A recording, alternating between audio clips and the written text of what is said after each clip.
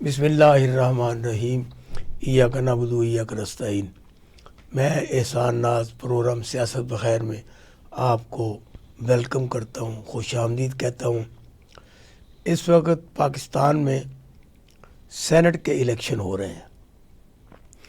पहले 8 फरवरी को जो इलेक्शन हुए उसमें पाकिस्तान की आवाम ने जौक दर जौक पोलिंग स्टेशन पर जाकर वोट डाले, लेकिन जब रिज़ल्ट आया तो वो वोट डालने वालों के हक़ में नहीं था, वो जिनको वोट नहीं मिले थे उनके हक़ में था।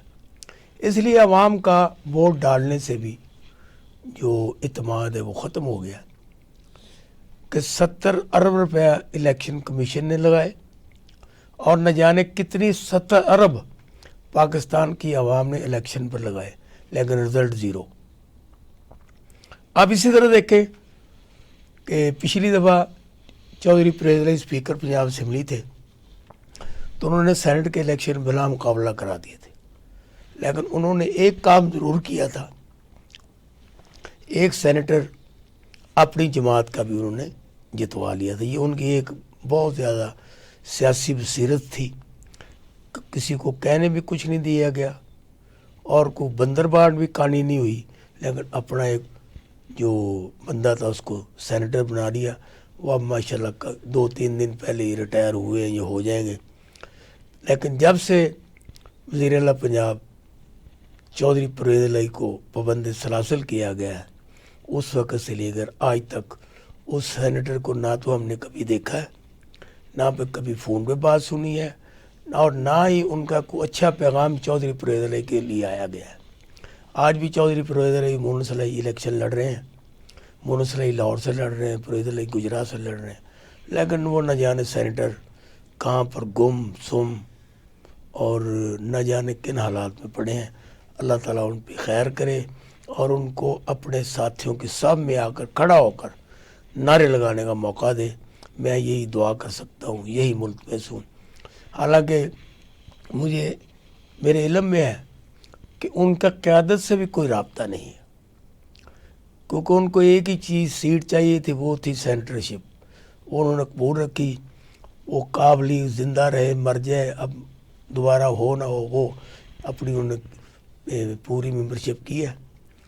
तो अब इस सिलसिले में जो सियासी मामलात हैं उसमें चौधरी परवेज़ इलाही और इमरान खान साथ साथ जा रहे हैं।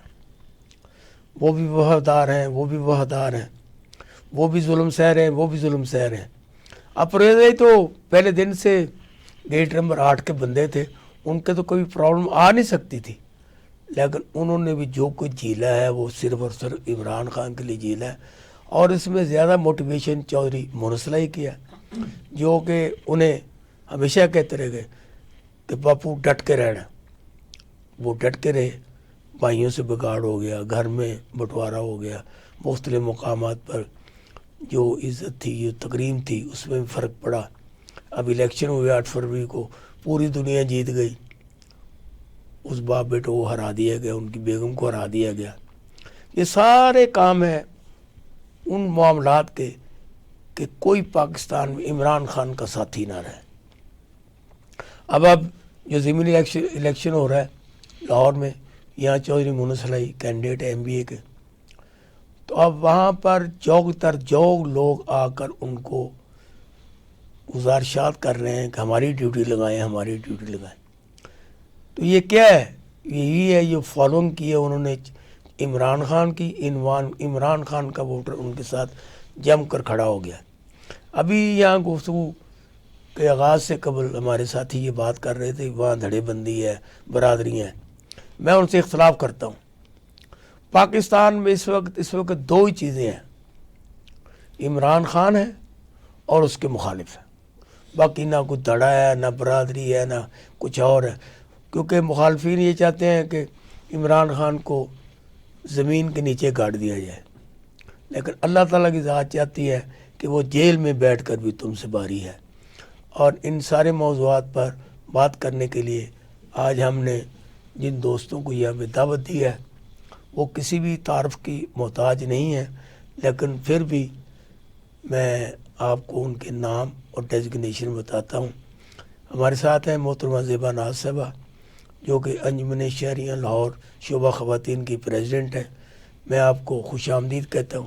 آپ نے بڑا جلوس نکالا ہے آج پٹرول کی مہنگائی کی یہ جو قیمتیں بڑھی ہیں, اس کو میں آپ کو سلامی عقیدت پیش کرتا ہوں. اور کیا یہ عمران خان نے آپ کو کہا ہے کہ آپ جلوس نکالیں پٹرول کے خلاف؟ دیکھیں احسان ناز صاحب, مہنگائی کے کہیں بھی ہوگی اس کی آواز ہم ضرور اٹھائیں گے. عمران خان صاحب کا جب دور تھا تو کوئی ایسا وقت جب ہوتا تھا تو یہ دوسری پارٹیوں والے ابھی آواز ٹی وی کی پہلی سرخی چلتی تھی تو یہ آوازیں کسنی شروع کر دیتے تھے, مہنگائی ہو گئی ہے, پٹرول 70 روپے 170 روپے کا ہوا تو انہوں نے عوام میں آوازیں اٹھا دی کہ بھی یہ پٹرول اتنا مہنگا ہو گیا. آج 300 روپے پٹرول کی قیمت بڑھ گئی ہے تو آواز نہیں سنائی دے رہی کہیں بھی. تو یہ ہم نہیں آواز اٹھائیں گے تو کون اٹھائے گا؟ اب جس طریقے سے غریب کو پس کے رکھ دیا ہے مہنگائی کے چنگل میں, اس کو کون نکالے گا؟ یہ جو چور لٹیروں کی حکومت آئی ہے یہ تو اس کے اوپر عمل دخل نہیں کرتے. انہوں نے کبھی اس بات کا اظہار ہی نہیں کیا کہ لوگ مہنگائی سے مر رہے ہیں. میں نے یہ پوچھا ہے کہ عمران خان نے کہا کہ آپ جلوس نکالیں. جی بالکل, ہم اس ہر بات کے لیے آواز اٹھائیں گے جو عوام کو ریلیف ملے گی, عوام کے لیے جو عمران خان صاحب جیل میں کس کے لیے پھنسے ہوئے ہیں؟ کس نے کہا ہے وہ جیل میں سڑے؟ ان کے لیے تو سہولتیں بہت زیادہ تھی, ان کے لیے تو بہت زیادہ فرمانیاں تھی.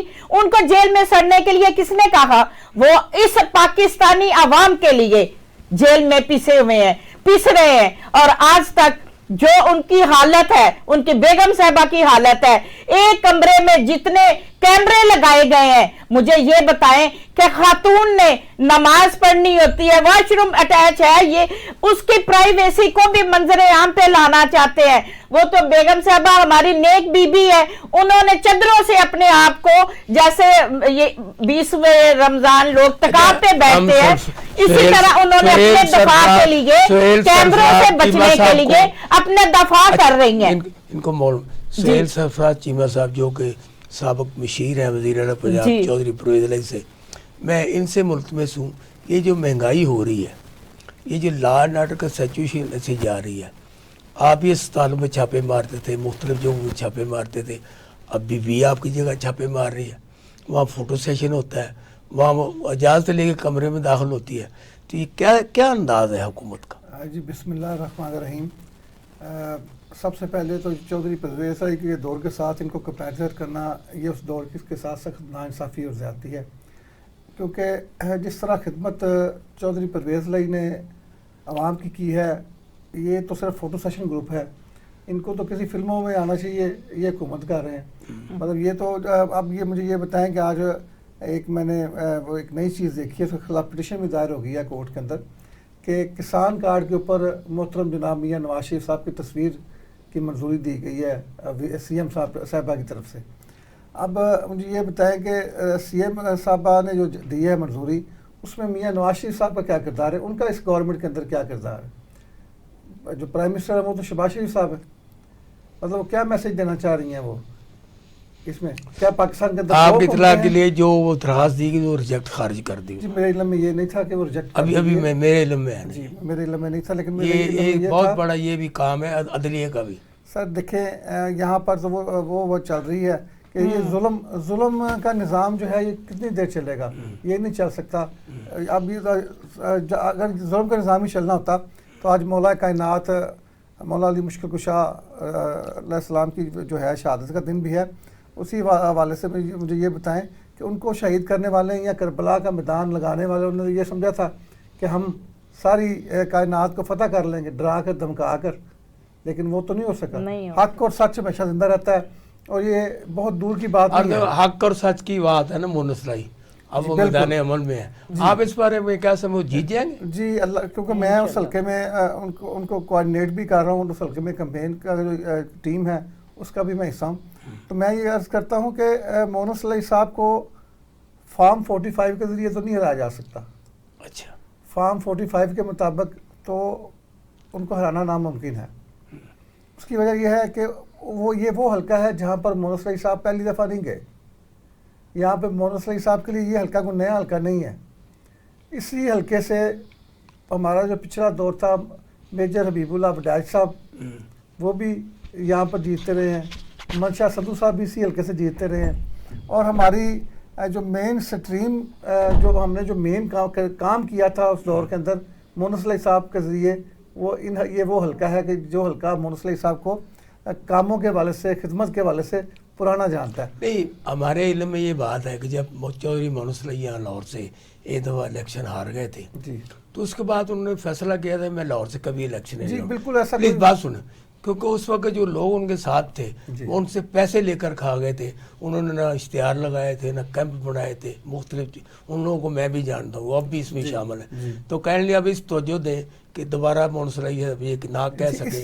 اس دفعہ جو الیکشن ہو رہا ہے وہ پیسوں کا الیکشن نہیں ہے. اچھا, یہ جذبات کا الیکشن ہے, اور آپ دیکھیں گے کہ انشاءاللہ تبارک و تعالیٰ کے مونس علی صاحب اور چودھری پرویز علی صاحب دونوں ہی بھارے مارجن سے جیتیں گے, اور انشاءاللہ تعالیٰ 45 کے ساتھ ساتھ 47 کا جو رزلٹ ہوگا وہ بھی اس دفعہ پازیٹیو ہوگا, کیونکہ جو میرے پاس انفارمیشن ہے اس کے مطابق ان کو یہ جواب دے دیا گیا ہے کہ اس بار 47 نہیں لبے گا, اور 45.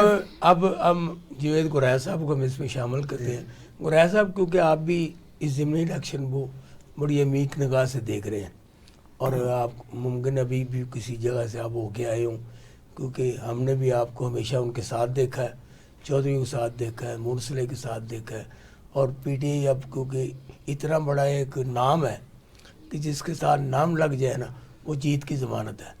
تو آپ یہ بتائیں کہ یہ جو ضمنی الیکشن ہے یہ بھی 8 فروری کی طرح کا ہوگا, یہاں پہ ٹرن آؤٹ کم بھی ہوگا اور وہاں پہ زیادہ پی ٹی آئی کو ووٹ نہیں پڑیں گے؟ احسان صاحب شکریہ, آپ نے موقع دیا ادھر. تو سب سے پہلی بات تو یہ ہے کہ جی جو پہلا الیکشن تھا اس میں جتنی مطلب جس طرح جو لوگ تھے جنہوں نے پیپر جمع کرائے ان کے پیپر چھینے گئے, اسی طرح جو تائید کنندہ تھے یا جنہوں نے پرپوز کرنا تھا ان کو بھی اٹھایا گیا, ظلم و ستم کیا گیا, سب کچھ کیا گیا, لیکن اور نشان چھین لیا گیا. سب سے بڑی بات جو تھی, نشان کے بعد بھی لوگوں نے جس محبت سے, جس خلوص سے, جس عقیدت سے انہوں نے نشان ڈھونڈ ڈھونڈ کے پی ٹی آئی کے لوگوں کو ووٹ دیے ہیں, اس کی مثال آج تک نہیں ملتی. وہ الگ بات ہے کہ 47 کا سہارا لے کے آپ جو مرضی کہہ دیں, لیکن اصل عوام نے اپنا حق ادا کر دیا. انہوں نے سچ اور حق کی بات کی, اور حق کو سچ کو مضبوط کرنے کے لیے اور انسانیت کے جو تھا اس کے لیے وہ آگے نکلے, اور انہوں نے نکل کے ٹھیک ٹھاک ووٹ دیے. اب جو ضمنی الیکشن کی آپ بات کر رہے ہیں تو انشاءاللہ تعالی اب تو غصہ اور بھی ہے. اچھا, عوام کے اندر اب تو غصہ اور بھی ہے. اب انشاءاللہ تعالی وہ اس سے بھی بڑھ کے وہ جوک دا جوک ووٹ ڈالیں گے, اور انشاءاللہ تعالی رزلٹ اس سے بہت بہتر ہوگا. باقی آپ نے کہا کہ فارم 47 کی کہانی چلے گی یا 45 کی, تو یہ تو اللہ بہتر جانتا ہے, کیونکہ جس ملک میں قانون نہیں ہوتا. گرائے صاحب سے ہماری گفتگو ہو رہی تھی, ہم لیتے ہیں یہاں سے ایک چھوٹی سی بریک کے بعد واپس آتے ہیں. تو ویلکم بیک. ہمارے اس وقفے کے دوران ہمیں علینا مظفر اینکر پر صاحب نے جوائن کیا ہے. میں آپ کو خوش آمدید کہتا ہوں, ویلکم ٹو دی شو. جی جو صاحب آپ کہہ رہے تھے. جی میں یہ کہہ رہا تھا کہ انشاءاللہ تعالی باقی جو ہے نا لوگ تو جوک در جوک انشاءاللہ پولنگ اسٹیشن میں جائیں گے اور انشاءاللہ تعالی خوب ڈٹ کے ووٹ ڈالیں گے.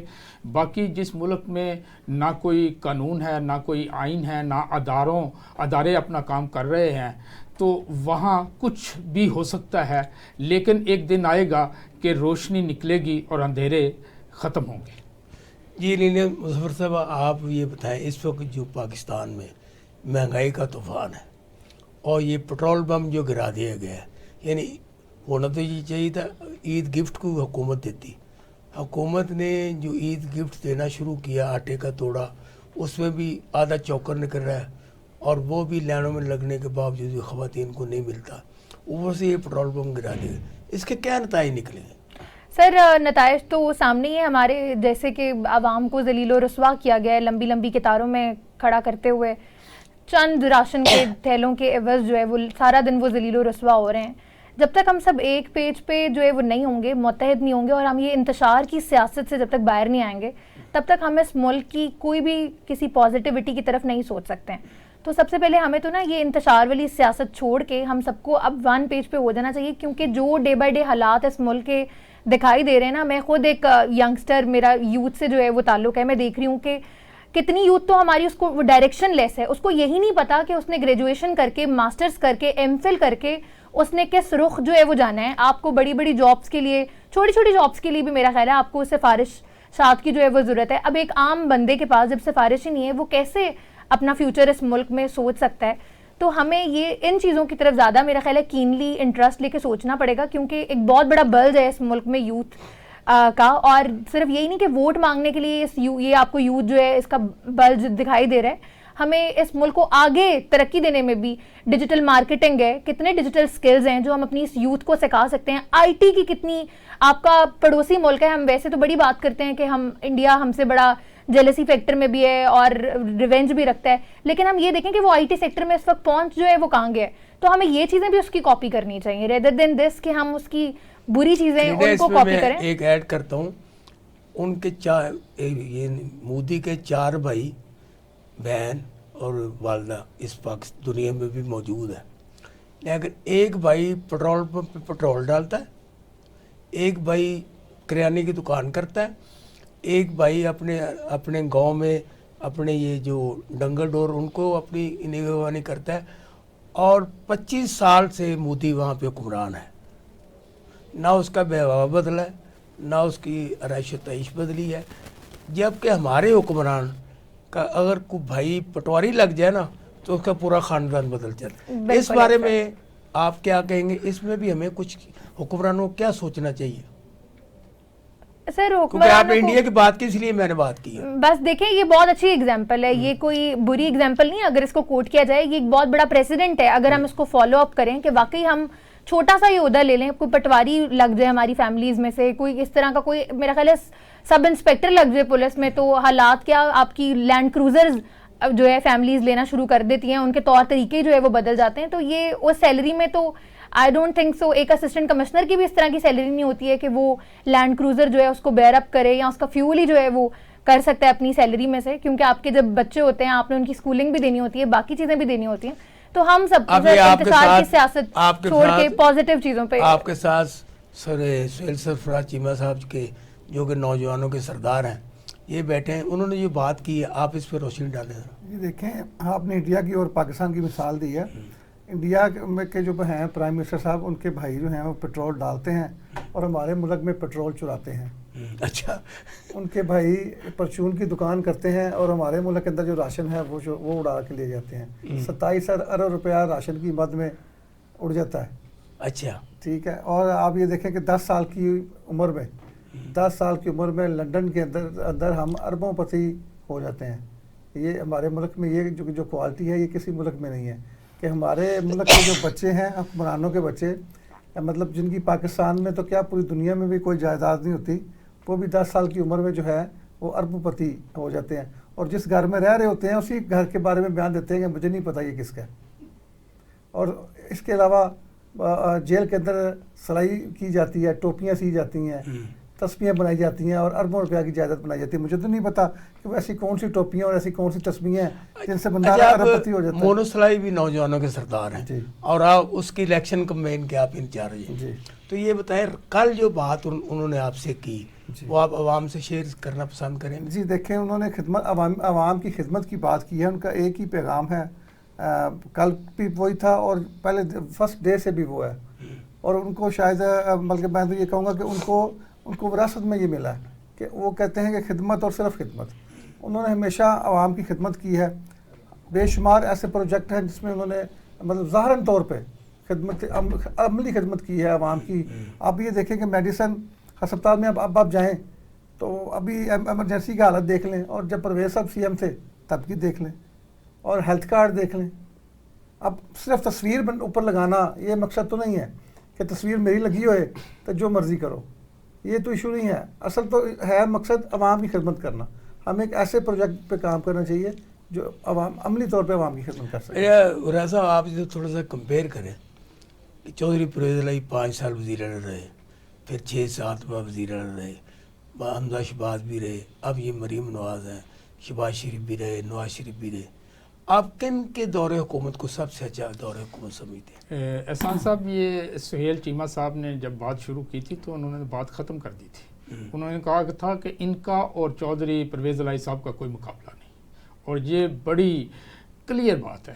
کیونکہ چودھری پرویز الہی صاحب کے دور کو اگر دیکھیں، آپ دیکھیں کہ انہوں نے ایک ایسے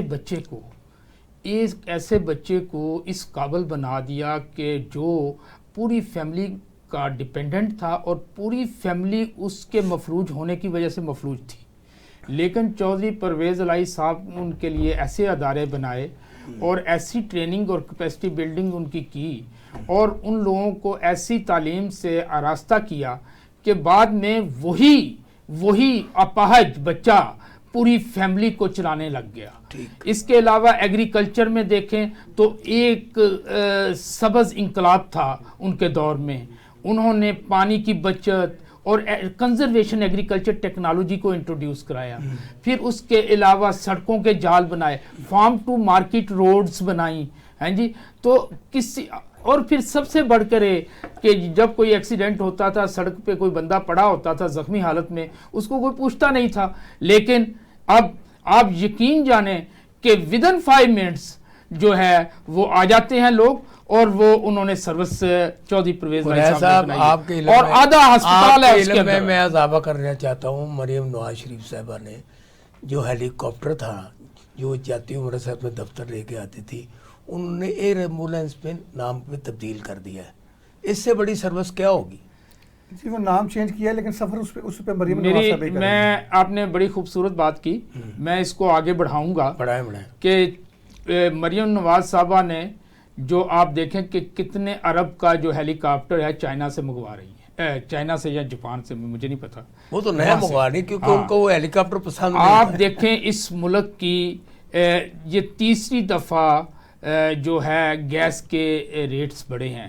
اوگرا کے پاس گئے ہیں اور 155% کی انہوں نے سفارش کی تھی، لیکن بعد میں ذرا کم کر دیا. پیٹرول کتنی بار بڑھا ہے. ہاں جی. اور اسی طرح باقی چیزوں کو آپ جائیں، سارے ڈپٹی کمشنر، ایڈیشنل کمشنر اور اسسٹنٹ کمشنر یہ بڑی بڑی گاڑیوں کے ساتھ اپنے جناب ایئر کنڈیشن کمروں میں بیٹھے ہوئے ہیں. ان کو چاہیے کہ باہر نکلیں. یہ رمضان تھا تو یہ اپنا بتاتے، ٹھیک ہے ہم جیسے بھی جیت کے آئے ہیں، ہم 47 کے سر پر جیت کے آئے ہیں تو کوئی بات نہیں، لیکن اپنا رول تو ادا کر کے بتاتے. ان کو چاہیے تھا یہ پوری ایڈمنسٹریشن کو گلیوں میں بیچتے. اتنی مہنگائی، ہر آدمی اپنی مرضی کا ریٹ لگاتا ہے، ہر آدمی اپنی مرضی. اور میں آپ کو ایک بہت بڑی بات بتا دوں کہ اس وقت تک معاشی استحکام ناممکن ہے جب تک سیاسی استحکام نہیں ہوگا، اور سیاسی استحکام تب ہوگا جب آپ لوگ صحیح نمائندے چننے کا موقع دیں گے اور لوگ اپنے صحیح نمائندے چنیں گے. نوجوانوں سے پوچھتے ہیں، علینا آپ یہ بتائیں جتنی باتیں انہوں نے کی ہیں اور یہ مہنگائی کا جو اتنا بڑا شور ہے، پورا رمضان گزر گیا لیکن قیمتوں پر کنٹرول نہیں ہوا. جو چیزیں نہیں مل رہی تھی نہیں مل رہی، جو اتنی مہنگی تھی وہ اس سے مہنگی ہوئی، نہیں ملنے کے بعد میں غائب ہو گئی. جبکہ حکومت کے پاس ایک میکنزم ہے، یہاں پر وہ نظام ہے پورا مہنگائی کو چیک کرنے کا. مارکیٹ کمیٹیاں ہیں، یہ کئی انہوں نے اسپیشل مجسٹریٹ بنائے ہوتے ہیں جو ان کو چیک کرتے ہیں. اور مریم نواز صاحبہ خود بھی چھاپے مارتی ہیں جا کے. تو اس سے کوئی فرق پڑا یا نہیں پڑا؟ سر برائے نام تو فرق اگر آپ مجھ سے پوچھنا چاہیں تو ضرور پڑے، کیونکہ میں اکثر جب اپنے ہوم ٹاؤن جاؤں تو مجھے 1-2 دفعہ موقع ضرور ملتا ہے کوئی سبزی یا پھل خریدنے کا. تو ہر جگہ من مانی ریٹ ہی جو ہے وہ ہوتے ہیں، ان کو تھوڑا پھر بتایا جائے. جبکہ میں خود مارکیٹ کمیٹی سے ہوں، ساتھ ہی وہ پھر آپ کو سہولت سے وہ جو ہے وہی پھل فروٹ وہ جو ڈبل ریٹ میں دے رہے ہوتے ہیں وہ آپ کو فری دینے پہ بھی آمادہ جو ہے ہو جاتے ہیں، کیونکہ وہ اتنی زیادہ اس میں کہہ لیں انکم رکھ رہے ہوتے ہیں اور کر رہے ہوتے ہیں. تو یہ ایک المیہ ہے بہت بڑا کہ سارا رمضان گزر گیا، ابھی بھی لوگ آپ کو قطاروں میں دکھائی دیں گے وہی راشن بیگ لیتے ہوئے. تو یہ کوئی اچھی چیزیں نہیں ہو رہی ہیں. پھر جیسے اب یہ جو ہیلی پیٹرول کی کاپٹر نیا قیمتوں میں خریدا جا رہا ہے، سر اس طرح کے حالات میں ایک بندے کے لیے جہاں پہ ایک غریب آدمی کے لیے اپنی سیلری میں سے گزارا کرنا بھی مشکل ہوا ہے، اس ملک میں ابھی ہیلی کاپٹر اور اس طرح کی آسائشیں اگر کچھ وقت کے لیے بند بھی کر دی جائیں تو اس میں کوئی برائی کوئی نہیں ہے، کیونکہ آلریڈی ساری زندگی انہوں نے آسائشوں میں گزاری ہے۔ میں ہوگا کہ پریزیڈنٹ نے، پرائم منسٹر نے، سی ایم نے تنخواہ لینے سے مدد صرف تنخواہ تو 2-2.5 لاکھ انہوں نے لینا بند کر دی ہیں، لیکن شاید لوگوں کو یہ علم نہیں ہے کہ باقی مراحت انہوں نے بند نہیں کیے، ان کے وہ جو دوسرے فارن کنٹریز کے دورے ہیں کیا وہ بھی انہوں نے بند کر دیے ہیں، کیا وہ جو باقی فارن کنٹریز سے ان کو گفٹس مل رہے ہیں کیا وہ بھی انہوں نے بند کر دیے ہیں؟ تو وہ 2-2.5 لاکھ تو صرف ہمیں لالی پاپ دینے کے لیے واقعی ایک اچھی بات ہے کہ اگر انہوں نے وہ 2-2.5 لاکھ سے، ان کا ویسے بننا بھی کچھ نہیں تھا، میرا خیال ہے ان کے فون کے کریڈٹ کے جو بل ہے نا وہ بھی 2-2.5 لاکھ سے زیادہ ہی جو ہے ہوں گے۔ جی چیمہ صاحب آپ یہ بتائیں کہ اس وقت جو پاکستان میں یہ جو جنگ جاری ہے کہ پی ٹی آئی کو سیٹیں نہیں دی جا رہی، ریزرو سیٹیں، اور وہ سیٹیں بانٹ دی جاتی انہی پارٹیوں کو جو کہ ان کی آنکھ کا تارا ہے، تو اس سے یہ جو لڑائیاں بڑھ رہی ہیں اس کو کوئی طریقہ ہے کم کرنے کا؟ جب تک یہ ٹیبل پہ بیٹھ کے بانی پی ٹی آئی کے ساتھ بیٹھ کر ٹیبل ٹاک پہ یہ معاملہ طے نہیں کریں گے، پاکستان میں سیاسی اس سے کام نہیں آئے گا۔ یہ جس طرح سے چل رہا ہے اصل میں وہ ڈرا کر اور دھمکا کر حکومت کرنا چاہتے ہیں، اور ڈر اور دھمکانا اس سے کبھی بھی حکومتیں نہیں چلیں، یہ اپنے خلاف مزید نفرت کو پروان چڑھا رہے ہیں۔ اب آپ دیکھیں کہ ایک المیہ ہے میرے ساتھ، مطلب میں اپنی بات اس لیے کر رہا ہوں کیونکہ میں جس گروپ سے تعلق رکھتا ہوں یا میں جس جماعت سے تعلق رکھتا ہوں، چودھری مونس علی صاحب کو جنرل الیکشن کے اندر الیکشن لڑنے کی اجازت نہیں دی جاتی، اور ہر جگہ پر ان کے جو کاغذات ہیں وہ ریجیکٹ کر دیے جاتے ہیں کہ وہ مفرور ہیں۔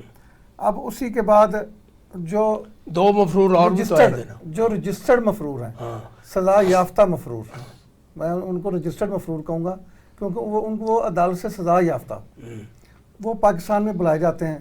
میں یہ نہیں کہوں گا کہ وہ آتے ہیں، پاکستان میں بلائے جاتے ہیں اور ان کے لیے تمام قوانین کی دھجیاں اڑا دی جاتی ہیں، آئین کو برباد کر دیا جاتا ہے اور ان کو سہولیات دی جاتی ہیں، اور اس کے بعد اسی کو کاؤنٹر کرتے ہوئے مونس علی کو ضمنی الیکشن میں الیکشن لڑنے کی اجازت دے دی جاتی ہے کہ جی اب آپ لڑ سکتے ہیں، کیونکہ ہم نے ایک وہ پریکٹیکل کر لیا ہے اور انہیں پتہ ہے کہ شاید اس بار بھی ویسا ہی کر لیں گے، لیکن مجھے یہ پورا یقین ہے کہ عوام جو ہے، عوام سیسا پلائی ہوئی دیوار کی طرح کھڑی ہے، حق کے ساتھ کھڑی ہے، مونس علی کے ساتھ کھڑی ہے، اور پی پی 158 سے انشاءاللہ جس وقت رزلٹ آئے گا تو مونس علی کی فتح کا رزلٹ ہوگا۔ میرے پینل کے جوابات اور میرے سوالات جو بھی انہوں نے کہا میں نے کہا، آپ نے سنا، اور اس کا فیصلہ کرنا آپ کو۔